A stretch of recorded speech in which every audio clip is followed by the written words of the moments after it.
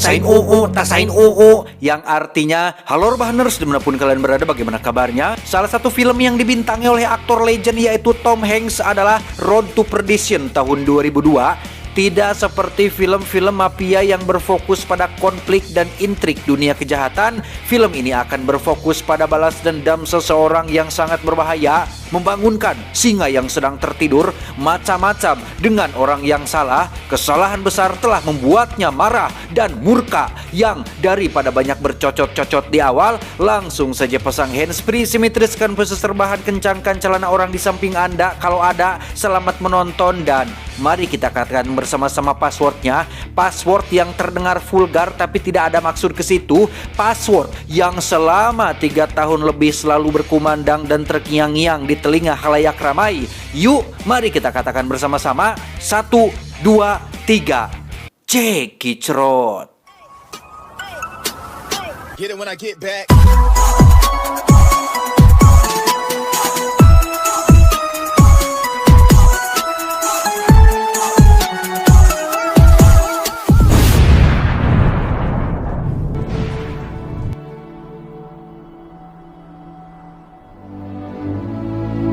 Berlatar pada pertengahan abad ke-19 yang menjadi puncaknya kekuatan mafia di Amerika Serikat, kisah akan berfokus pada suami sekaligus ayah bernama Michael Sullivan, seorang eksekutor atau bisa dibilang tukang jagalnya sebuah keluarga mafia yang pada saat itu menjadi kelompok paling disegani dan paling berkuasa di seluruh dataran Amerika Serikat.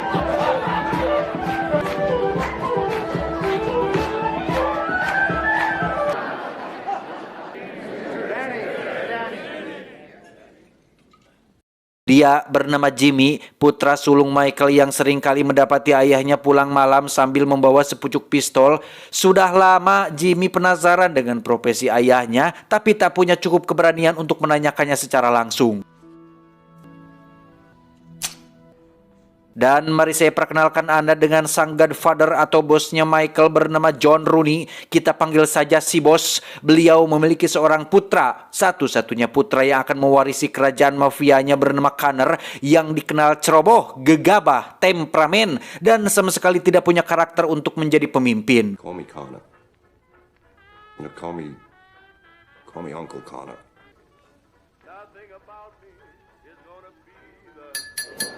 Ingat, mafia kelas atas selalu menerapkan sistem kekeluargaan dalam bisnisnya demi untuk menumbuhkan rasa kepercayaan yang tinggi. Itulah mengapa si bos menganggap Michael seperti putranya sendiri, yang hal itu bisa dilihat dari kedekatan mereka berdua ketika sedang bermain piano bersama dalam sebuah pesta.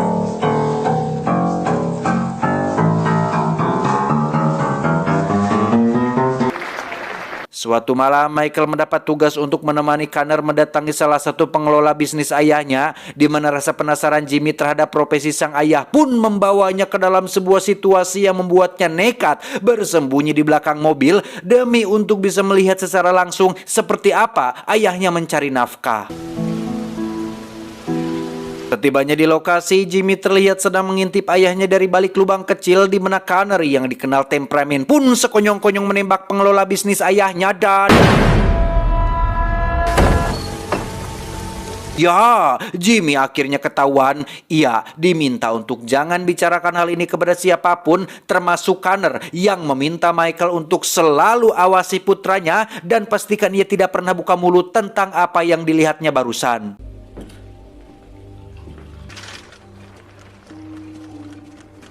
Hiding in the car.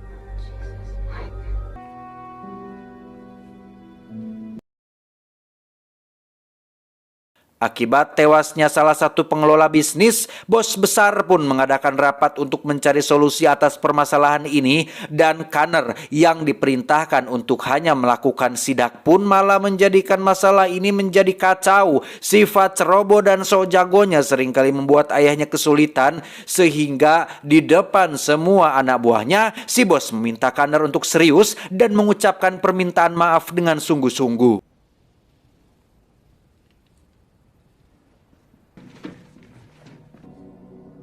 Selesai rapat, Michael yang akan pulang pun diberikan sebuah tugas oleh Connor untuk mengantarkan surat peringatan kepada salah satu pengelola tempat hiburan yang setibanya di lokasi, sang penjaga tempat hiburan itu pun tampak gugup berhadapan dengan seseorang seperti Michael, bukti bahwa sosok Michael adalah seorang eksekutor sekaligus orang lapangan yang cukup dikenal dan disegani oleh semua orang. Thrills and twists, never money for food. Sometimes. Mendengar Michael ingin menemuinya, si pengelola tempat hiburan pun segera menyembunyikan pistol tepat di bawah majalah untuk sekedar jaga-jaga apabila Michael dikirim untuk membunuhnya. Dan saatnya bertatap muka, Michael langsung memberikan surat dari Connor yang entah apa isinya, tetapi si pengelola langsung berubah ekspresinya dan tiba-tiba... Ya, Michael benar-benar terkejut dengan isi surat tersebut yang ternyata adalah sebuah pesan untuk membunuh dirinya. Yang tepat di saat bersamaan, Connor terlihat berada di rumah Michael membunuh istri dan anak bungsunya yang baru selesai mandi dengan si Jimmy yang masih beruntung karena pulang terlambat. Sadar jika rumah ini sudah tidak aman, Michael dan Jimmy pun bergegas pergi keluar kota yang sebelum berangkat, Michael mendatangi hotel tempat Connor menginap yang di situ hanya ada seorang pengantar pesan yang memang ditugaskan si bos untuk memberikan satu koper uang kepada Michael. Dikira uang bisa menggantikan nyawa istri dan anak bungsunya, Michael menembak si pengantar pesan sebagai tanda perang untuk si bos dan kelompok mafianya.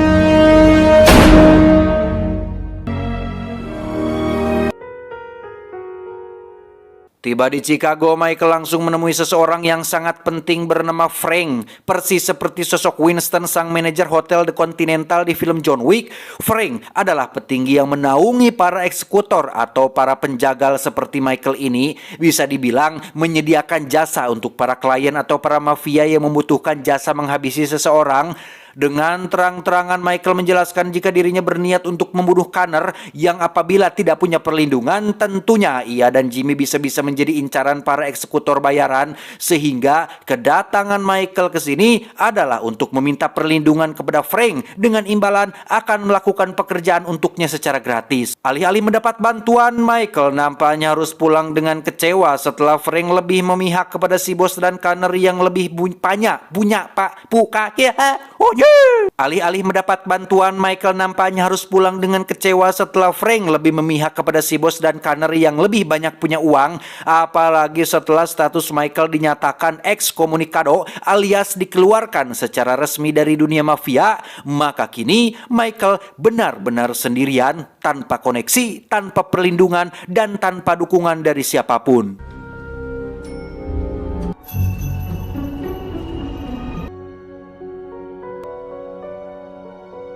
Sadar jika Michael akan terus memburu putranya, si bos tidak memiliki pilihan lain selain harus menghabisi dia untuk selamanya. Namun karena tidak tega harus melakukannya sendiri, si bos pun menyewa seorang pembunuh bayaran, pembunuh berdarah dingin yang dikenal gemar memotret orang sekarat bernama Harlan. Ini bebenguknya yang diyakini mampu melacak dan menghabisi Michael dengan cepat.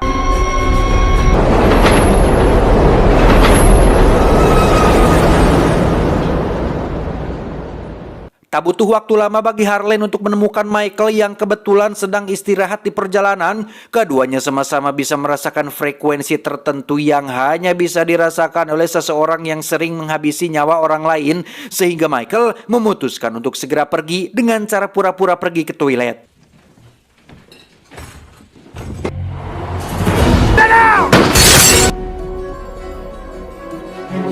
Kesalahan besar telah macam-macam dengan seseorang seperti Michael. Pertama, keluarganya dihabisi. Sekarang, si bos malah mengirimkan seorang eksekutor untuk menghabisinya. Sadar jika ini semua tidak akan pernah berhenti, Michael pun memutuskan untuk menghancurkan kerajaan bisnis si bos dengan cara merampok semua uang haram yang disimpannya di beberapa bank di kota tersebut.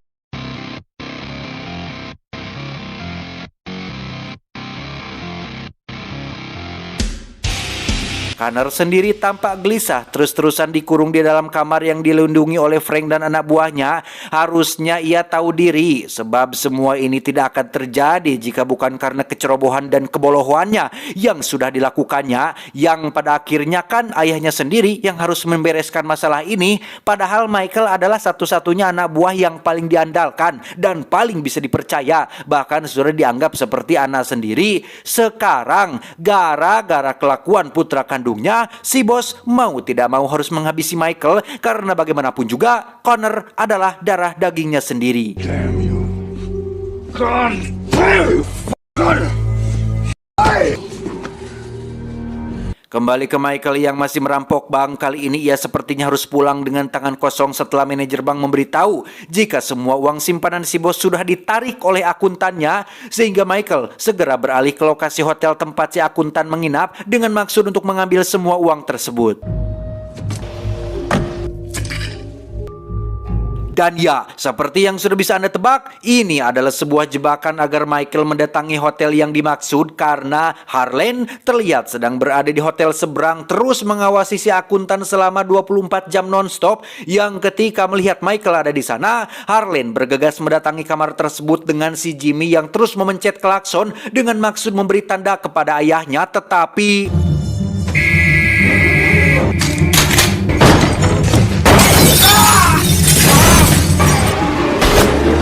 meskipun berhasil lolos, Michael sempat terkena peluru panas yang membuatnya tak sadarkan diri. Beruntung setelah beberapa kilometer melarikan diri, Jimmy akhirnya mendapat pertolongan dari pasangan lansia yang dengan baik hati mau mengobati ayahnya. Yang tak lama setelah pulih, Michael dan Jimmy langsung pergi dengan meninggalkan sedikit cindera mata sebagai bentuk rasa terima kasihnya.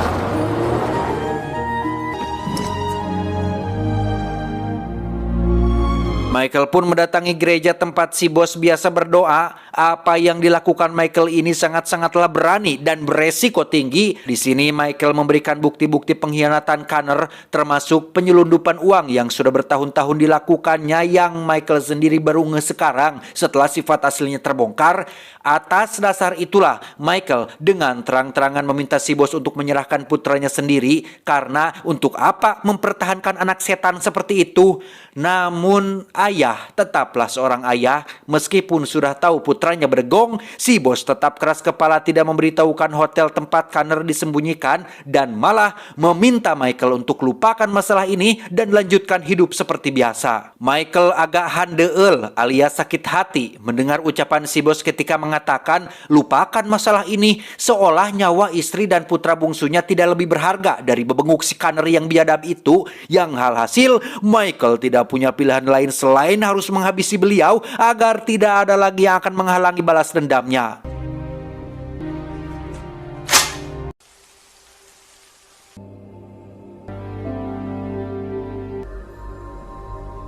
Dan ya, berat sebenarnya untuk Michael menghabisi seseorang yang sudah ia anggap sebagai orang tua sendiri. Namun setelah apa yang beliau lakukan dengan menyewa Harlan untuk menghabisinya, Michael terpaksa harus melenyapkannya.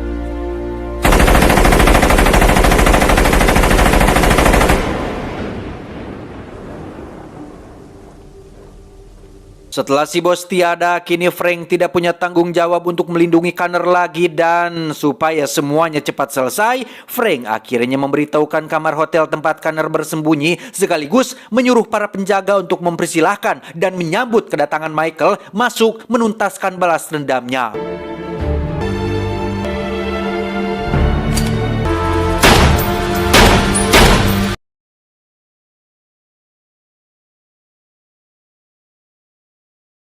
Setelah balas dendamnya tuntas, Michael dan Jimmy pun pergi ke rumah baru di pinggir pantai yang baru dibelinya, bermaksud untuk memulai lembaran baru dengan mengikhlaskan kepergian istri dan anak bungsunya. Namun sesuatu yang tak diduga terjadi ketika muncul seseorang yang masih nengtelih kepada Michael, dan tiba-tiba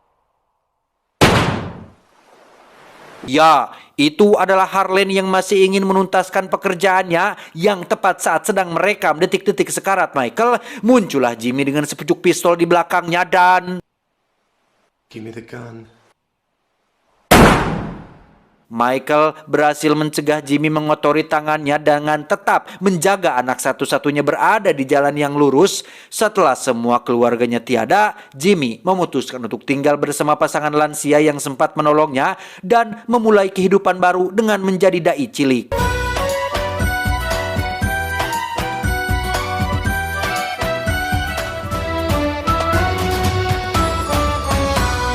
Assalamualaikum warahmatullahi wabarakatuh. Waalaikumsalam warahmatullahi wabarakatuh. Tamat, ending yang cukup menghalalkan. Tidak bisa dibantah lagi, akar permasalahan yang terjadi dimulai dari rasa penasaran si bocil Jimmy terhadap pekerjaan ayahnya.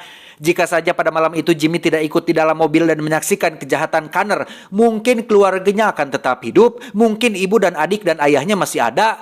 Tapi sisi baiknya, satu keluarga mafia, satu keluarga kejahatan berhasil dilenyapkan dari muka bumi ini, termasuk sang psikopat Harlan yang jika tidak ada kejadian ini, mungkin dia masih anteng berkeliaran memotret orang sekarat sampai saat ini. Pada akhirnya, Michael sebagai seorang ayah hanya tidak ingin anaknya mengikuti jejaknya sebagai seorang mafia. Itulah alasan kenapa Michael selalu menyembunyikan profesinya dari Jimmy, bukan koret atau pelit info, tapi hanya ingin memastikan Jimmy tetap berada di jalan lurus tanpa pernah menyentuh yang namanya dunia kejahatan. Aktor yang memerankan sosok Michael adalah Tom Hanks, aktor legend terkenal yang sudah banyak membintangi film-film besar yang kayaknya teman-teman juga sudah pernah nonton lah filmnya, paling tidak pernah mendengar judul filmnya. Kayak misal Forrest Gump, Castaway, The Green Mile, Saving Private Ryan, The Terminal, The Da Vinci Code, Catch Me If You Can, Captain Phillips, dan yang terbaru ada Vince yang dirilis tahun 2021, dan masih banyak lagi. Hebatnya, hampir semua film yang Tom Hanks bintangi selalu berkesan. Contohnya Castaway. Pasti kalau ada yang nanya film bertahan hidup di pulau, pasti jawabnya film Castaway. Memang sih, selain jago acting, beliau ini sangat effort dalam beberapa film. Contohnya ya film Castaway itu sendiri, yang di situ katanya beliau melakukan diet ekstrim supaya bisa memiliki berat badan sesuai yang diinginkan sutradaranya, dan itu patut diapresiasi. Pesan yang bisa kita ambil dari film ini adalah kehidupan itu cuma 2 hari. 1 hari berpihak kepadamu dan 1 hari melawanmu. Maka pada saat ia berpihak padamu, jangan bangga dan jangan gegabah, dan pada saat ia melawanmu, bersabarlah, karena keduanya adalah ujian bagimu. Sayyidina Ali bin Abi Thalib. Saya John mewakili tim IQ 7 yang tersebar di seluruh penjuru dunia mengucapkan terima kasih dan sampai jumpa di video selanjutnya. Adios. Kulub Hui, pelatih Jumba. Sekedar info ya teman-teman, meskipun channel ini sedang terkena dismonetisasi alias tidak bisa menghasilkan cuan, saya sesekali akan tetap upload film di sini meskipun artinya tidak ada cuan yang saya dapatkan. Demi untuk menghibur teman-teman semua, saya akan tetap upload demi untuk menjaga algoritma tetap stabil. Loh,